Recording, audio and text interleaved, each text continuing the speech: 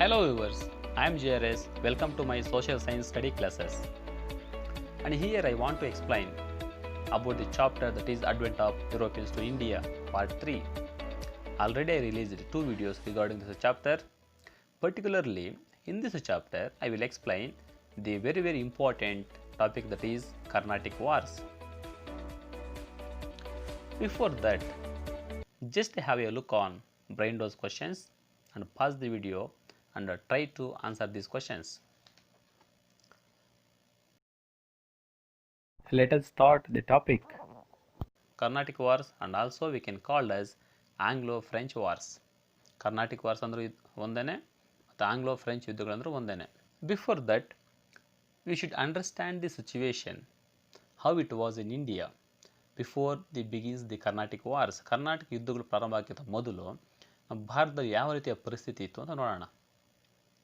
So by the 18th century, especially the Portuguese and the Dutch, they unable to compete with the strong forces they were British and French, they withdrawn their power in India. ಈ ಪೋರ್ಚುಗೀಸರು ಮತ್ತು ಡಚ್ಚರು ಇದ್ದಾರಲ್ವ, ಅವರು ಈ ಬ್ರಿಟಿಷರು ಮತ್ತು ಫ್ರೆಂಚರ ಒಂದು ತೀವ್ರ ಪೈಪೋಟಿಯನ್ನು ಎದುರಿಸಲಾಗದೆ ಬಹುತೇಕ ಸ್ಥಳಗಳಲ್ಲಿ ಅವರು ತಮ್ಮ ಅಸ್ತಿತ್ವವನ್ನು ಕಳೆದುಕೊಂಡರು. And regarding the French and English, both the powerful European forces, they always tried to resorted their power in India and they want to establish their political supremacy over India. ಈ ಎರಡೂ ಯುರೋಪಿನ ಶಕ್ತಿಗಳಿದೆಯಲ್ವ, ಫ್ರೆಂಚರು ಮತ್ತು ಬ್ರಿಟಿಷರು, ಈ ಎರಡೂ ರಾಷ್ಟ್ರಗಳ ಗುರಿ ಒಂದೇ. ಏನು ಅಂದರೆ ಭಾರತದಲ್ಲಿ ಒಂದು ರಾಜಕೀಯ ಅಸ್ತಿತ್ವವನ್ನು ಪ್ರಾರಂಭ ಮಾಡಬೇಕು. ಅದರ ಜೊತೆಗೆ ಭಾರತದಲ್ಲಿ ಬೇರೆ ಯಾವುದೇ ಪ್ರತಿಸ್ಪರ್ಧಿ ಇರಬಾರದು ಮತ್ತು ವ್ಯಾಪಾರದ ಮೇಲಿನ ಸಂಪೂರ್ಣ ಹಕ್ಕು ಒಂದೇ ರಾಷ್ಟ್ರಕ್ಕೆ ಇರಬೇಕು ಅನ್ನುವ ಒಂದು ಉದ್ದೇಶ ಈ ಕರ್ನಾಟಕ ವಾರ್ಗೆ ಎಡೆ ಮಾಡಿಕೊಡ್ತು ಅಂತ. This rivalry aroused in the regions of Hyderabad and Karnataka. So ಯಾವ ಪ್ರದೇಶಗಳಲ್ಲಿ ಈ ಒಂದು ಯುದ್ಧ ಆಯಿತು ಅಂದರೆ ಹೈದರಾಬಾದ್ ಮತ್ತು ಕರ್ನಾಟಕ ಅಂತ. Karnataka is not A Karnataka. I will show this Karnataka region in Indian map. So ನಾನು ತೋರಿಸ್ತೀನಿ ಕರ್ನಾಟಕ ಅನ್ನೋಂಥದ್ದು ಯಾವ ಪ್ರದೇಶದಲ್ಲಿ ಬರ್ತಿತ್ತು ಆ ಕಾಲದಲ್ಲಿ ಅಂತೇಳಿ. And both the British and French, they tried to exploit the each and every situation in India in their favor. ಭಾರತದಲ್ಲಿರುವಂತಹ ಪ್ರತಿಯೊಂದು ಸನ್ನಿವೇಶವನ್ನು ಅವರ ಅನುಕೂಲಕ್ಕೆ ಲಾಭಕ್ಕೆ ಪರಿವರ್ತನೆ ಮಾಡಿಕೊಳ್ಳುವಂತಹ ಮನಸ್ಸು ಎರಡೂ ರಾಷ್ಟ್ರಗಳಿಗಿತ್ತು. So before that, in the examination they are asking the question that is what are Carnatic wars. Carnatic wars ಅಂದರೆ ಏನು ಅಂತ. So answer is very simple. Carnatic wars are nothing but the wars happened between the British and French. They are called as the Carnatic wars because both the powers, they want to establish their supremacy over the regions of Carnatic ಅಂತ. ಕರ್ನಾಟಕ ಎಂಬ ಪ್ರದೇಶದ ಮೇಲೆ ಒಂದು ಸಾರ್ವಭೌಮತ್ವವನ್ನು ಸಾಧಿಸುವ ಉದ್ದೇಶದಿಂದ ಫ್ರೆಂಚರು ಮತ್ತು ಬ್ರಿಟಿಷರಿಗೆ ಆದಂತಹ ಯುದ್ಧಗಳಿದೆಯಲ್ವ, ಅವುಗಳನ್ನೇ ಕರ್ನಾಟಕ ಯುದ್ಧಗಳನ್ನು ಕರೀತೀವಿ. In the span of 20 years, the 3 Carnatic wars took place between these British and French. 20 ವರ್ಷಗಳಲ್ಲಿ 3 Karnataka ಯುದ್ಧಗಳಾಗುತ್ತೆ. Let us know how these wars took place in Indian history and what are the situations created by these Carnatic wars. Okay, first one, that is the first Carnatic war. It happened in 1746 to 48. 1746-48ರಲ್ಲಿ ಈ ಮೊದಲನೇ ಕರ್ನಾಟಕ ಯುದ್ಧ ಆಯಿತು. So just observe this image. That is, I mentioned the two names under the French. They were Dupleix and La Bourdonnais. Dupleix, he was a Governor General of French in India. And La Bourdonnais, he was the great military general of French in Mauritius. So Mauritius, that is the one of the colony of the French during that time. Dupleix ಅನ್ನುವಂಥವರು ಭಾರತದಲ್ಲಿ ಫ್ರೆಂಚರ governor general ಆಗಿದ್ದಾರೆ. ಲಾ ಬೋರ್ಡನಿಸ್ ಅನ್ನುವಂಥವರು ಅವರು French ಅಧಿಕಾರಿನೇ, ಅವರು military ಅಧಿಕಾರಿಯಾಗಿರ್ತಾರೆ ಇಲ್ಲಿ ಮಾರ್ಷಿಯಸ್ಸಲ್ಲಿ ಅಂತ. And these two leaders, they were very powerful leaders in India. On another side they were Britishers. ಈ ಕಡೆ ಡುಪ್ಲೆಕ್ಸ್ ಆ್ಯಂಡ್ ಲಾ ಬೋರ್ಡನಿಸ್ ಅಂತಿದ್ದಾರೆ, ಇನ್ನೊಂದು ಕಡೆ ಬ್ರಿಟಿಷರಿದ್ದಾರೆ. So it's very very important. Whenever the wars took place between France and UK or England for the succession of Austria in Europe, usually their impacts created wars in India. ಅಂದರೆ ಯುರೋಪ್ನಲ್ಲಿ ಈ ಫ್ರೆಂಚರು ಮತ್ತು ಬ್ರಿಟಿಷರ ನಡುವೆ ಆಸ್ಟ್ರಿಯಾ ಪ್ರದೇಶದ ಮೇಲೆ ಸಾರ್ವಭೌಮತ್ವವನ್ನು ಪಡ್ಕೊಳ್ಳೋಕ್ಕೋಸ್ಕರ ಅಲ್ಲಿ ಯುದ್ಧಗಳಾದರೆ, ಸಾಮಾನ್ಯವಾಗಿ ಭಾರತದಲ್ಲೂ ಸಹ ಈ ಫ್ರೆಂಚರು ಮತ್ತು ಬ್ರಿಟಿಷರಿಗೆ ಯುದ್ಧಗಳಾಗ್ತಿತ್ತು. ಹಂಗಾಗಿ ಯುರೋಪಲ್ಲಿ ಯಾವಾಗ ಯುದ್ಧಗಳಾಗುತ್ತೋ ಅದೇ ಟೈಮಲ್ಲಿ ಭಾರತದಲ್ಲೂ ಸಹ ಯುದ್ಧಗಳಾಗ್ತಿತ್ತು ಅಂತ. So regarding this first Carnatic war, La Bourdonnais he started the first Carnatic War by invaded Madras and captured it. ಅಂದರೆ ಈ ಕರ್ನಾಟಕ ಯುದ್ಧವನ್ನು ಮೊದಲು ಪ್ರಾರಂಭಿಸಿದ ಯಾರಪ್ಪ ಅಂದರೆ ಲಾ ಬೋರ್ಡನಿಸಾ ಅಂತ. And Dupleix he requested to help the La Bourdonnais against the Britishers in India. La Bourdonnais ಮಾರ್ಷಿಯಸಲ್ಲಿ ಇರ್ತಾರೆ, ಬಟ್ ಡುಪ್ಲೆಕ್ಸ್ ಅನ್ನುವಂಥವ್ರು ಆ ಒಂದು ಲಾ ಬೋರ್ಡನಿಸಾರನ್ನು ಈ ಬ್ರಿಟಿಷರ ವಿರುದ್ಧವಾಗಿ ಡುಪ್ಲೆಕ್ಸ್ಗೆ ಸಹಾಯ ಮಾಡೋದಕ್ಕೆ ಇಂಡಿಯಾಗೆ ಕರೀತಾರೆ ಅಂತ. ಹಂಗಾಗಿ ಲಾ ಬೋರ್ಡನಿಸಾ ಏನು ಮಾಡ್ತಾರೆ, ಮದ್ರಾಸ್ ಮೇಲೆ ದಾಳಿಯನ್ನು ಮಾಡಿ ಅದನ್ನು ವಶಪಡಿಸ್ಕೊಳ್ತಾರೆ. This made Britishers helpless and Britishers requested the help of Anwaruddin. So ಆ ಟೈಮಲ್ಲಿ ಈ ಬ್ರಿಟಿಷರು ಏನು ಮಾಡ್ತಾರೆ, ಬೇರೆ ಯಾವುದೇ ದಾರಿ ಇಲ್ಲದೆ ಅನ್ವರುದ್ದೀನ್ ಅಂತ. So who is Anwaruddin? Anwaruddin he was a Nawab of Carnatic. So ಅವರ ಒಂದು ಸಹಾಯವನ್ನು ಬ್ರಿಟಿಷರು ಕೇಳ್ತಾರೆ ಅಂತ.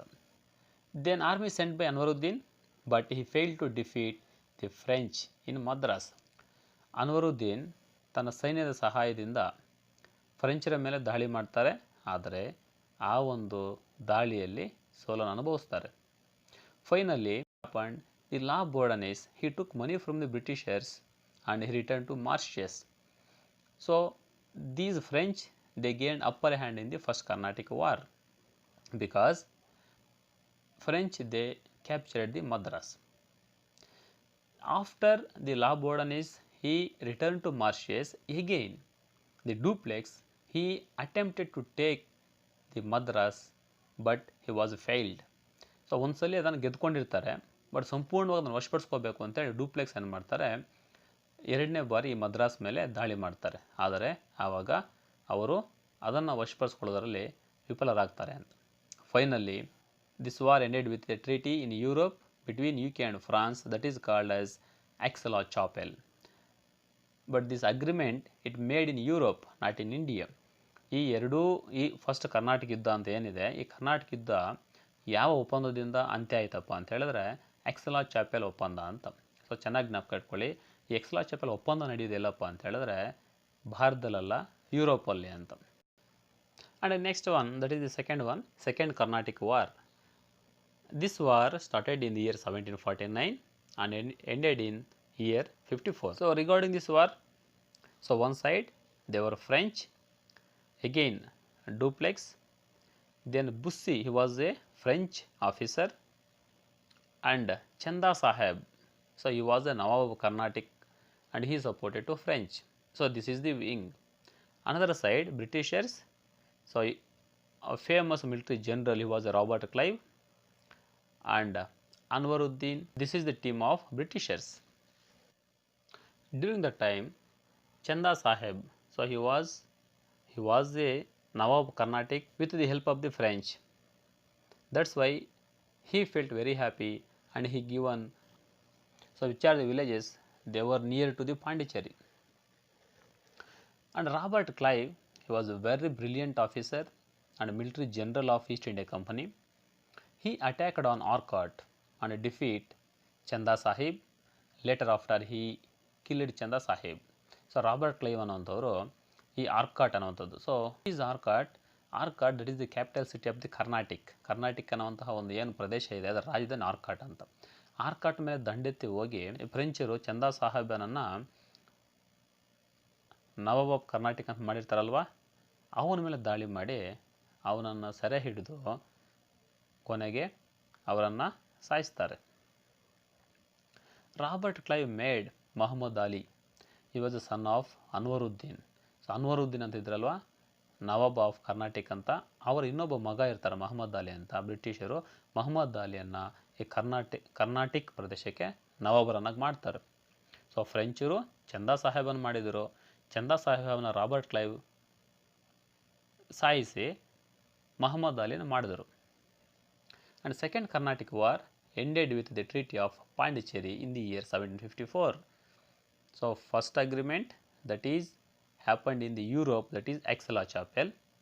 Aix-la-Chapelle, that is the place. And second Carnatic War, that is ended in the year 1754 at Pondicherry. Pondicherry agreement. Then results of second Carnatic War.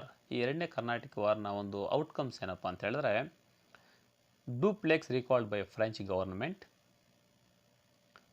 Second point is French, they suffered politically setbacks in India. Third one, it creates war thirstiness of English in India. So ಮೊದಲನೇದಾಗಿ French ಸರ್ಕಾರ ಏನು ಮಾಡುತ್ತೆ, ಡೂಪ್ಲೆಕ್ಸನ್ನು ವಾಪಸ್ ಕರೆಸ್ಕೊಳ್ಳುತ್ತೆ. ಎರಡನೇದಾಗಿ ಭಾರತದಲ್ಲಿ ಬಹುತೇಕವಾಗಿ ಈ ಫ್ರೆಂಚರು ರಾಜಕೀಯವಾಗಿ ಹಿನ್ನಡೆಯನ್ನು ಅನುಭವಿಸ್ತಾರೆ.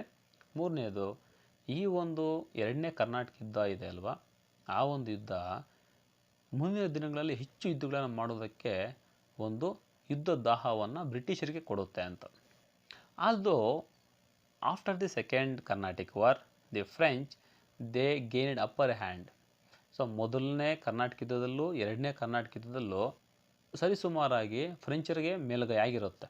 ಬಟ್ ಇಲ್ಲಿ ಯಾರೂ ಸಹ ವಿನ್ನರ್ ಯಾರು ಅನ್ನೋಂಥದ್ದು ಕ್ಲಿಯರ್ ಆಗಿರೋದಿಲ್ಲ. That is the reason the third Carnatic war was started in the year 1756. Regarding the French, Comte de Lally, so he replaced by the Dupleix. So Dupleix ಆದಮೇಲೆ Comte de Lally ಅನ್ನುವಂಥವ್ರು, he was a governor general of French in India. Another side, Sir Eyrecourt, he was very powerful military officer of East India Company. So this third Carnatic War happened between the Comte de Lally versus Sir Eyrecourt. ಇವರಿಬ್ಬರ ನಡುವೆ ಈ ಮೂರನೇ ಕರ್ನಾಟಕ ಯುದ್ಧ ಆಗುತ್ತೆ. Comte de Lally of French, he attempt to besiege of Wandiwash in the year 1760. 1760ರಲ್ಲಿ ಈ ವಾಂಡಿವಾಶ್ ಅನ್ನುವಂತಹ ಒಂದು ಪ್ರದೇಶದ ಮೇಲೆ ದಾಳಿ ಮಾಡ್ತಾರೆ. Sir Eyre Coote, he was very powerful and he defeated the French and imprisoned Bussy. So ಈ ಬುಸ್ಸಿ ಅನ್ನುವಂಥವ್ರು ಇದ್ದಾರಲ್ವ, he was a French officer and he manipulated all the plans with the favour of the French. ಈ Bussy ಅನ್ನುವಂಥವರು ಹೈದರಾಬಾದ್ನಲ್ಲಿ ಇರ್ತಾರೆ.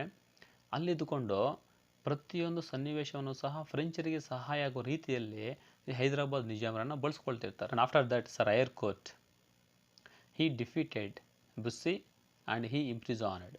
ಬುಸ್ಸಿಯನ್ನು ಸೋಲಿಸಿ ಅವರನ್ನು ಸೆರೆ ಹಿಡಿಯುತ್ತಾರೆ. During the time Count de Lally he escaped and hide in Pondicherry. So ಆ ಸಂದರ್ಭದಲ್ಲಿ ಇನ್ನು ಸೋತು ಹೋಗುವ ಸಂದರ್ಭ ಬಂತು ಅಂಥೇಳಿ ಈ ಕಾಮ್ಟೆ ಡಿ ಲ್ಯಾಲಿ ಇದ್ದಾರಲ್ವ, ಅವರು ಪಾಂಡಿಚೇರಿಗೆ ಹೋಗಿ ಅಲ್ಲಿ ಅಡಗಿಕೊಳ್ತಾರೆ. But Sir Eyre Coote again he attacked on the Pondicherry and he captured the Comte de Lally. Finally Comte de Lally surrendered unconditional. ಯಾವುದೇ ದಾರಿ ಇಲ್ಲದೆ ಈ ಕಾಮ್ಟೆ ಡಿ ಲ್ಯಾಲಿ ಅನ್ನುವಂಥವರು ಸರ್ ಐರ್ಕೋರ್ಟ್ಗೆ ಶರಣಾಗ್ತಾರೆ. That is the agreement happened in the year 1763, that is the Paris agreement. So Paris, that is the capital city of the France. So ಈ ಒಂದು ಮೂರನೇ ಕರ್ನಾಟಕ ಯುದ್ಧ ಇದೆ ಅಲ್ವಾ, ಪ್ಯಾರಿಸ್ ಅಗ್ರಿಮೆಂಟ್ನೊಂದಿಗೆ ಮುಕ್ತಾಯ ಆಯಿತು. ಈಗ results and outcomes of the Carnatic war. First one, French had lost all their places in India except Pondicherry. Pondicherry ಬಿಟ್ಟು ಬಹುತೇಕ ಎಲ್ಲ ಒಂದು ಪ್ರದೇಶಗಳಲ್ಲಿ ಸಹ ತಮ್ಮ ಜಾಗವನ್ನು ಖಾಲಿ ಮಾಡಿರ್ತಾರೆ. English defeated all the Europeans in India. ಈ ಯುರೋಪಲ್ಲಿ ಯಾರ್ಯಾರು ಬ್ರಿಟಿಷರು ಭಾರತದಲ್ಲಿ ಯಾರ್ಯಾರು ಯುರೋಪಿಯನ್ ಶತ್ರುಗಳಿದ್ದರು ಅವರೆಲ್ಲರೂ ಸಹ ಸೋಲಿಸಿದರು. And British later they consolidate power slowly and settled permanently. ಈ ಒಂದು ಕರ್ನಾಟಕ ಯುದ್ಧಗಳಿಂದ ಅವರಿಗೆ ಯಾವುದೇ ಶತ್ರುಗಳಿಲ್ಲದೆ ಆಯ್ತಲ್ವ, ಹಾಗಾಗಿ ನಿಧಾನಕ್ಕೆ ತಮ್ಮ ಒಂದು ಸ್ಥಾನವನ್ನು ಭದ್ರಪಡಿಸಿಕೊಂಡು ಭಾರತದಲ್ಲಿ ಶಾಶ್ವತವಾಗಿ ಅವರು ನೆಲೆಯೂರ್ತಾರೆ. And this is the time for answers. The first one, who called the Prince of Navigators?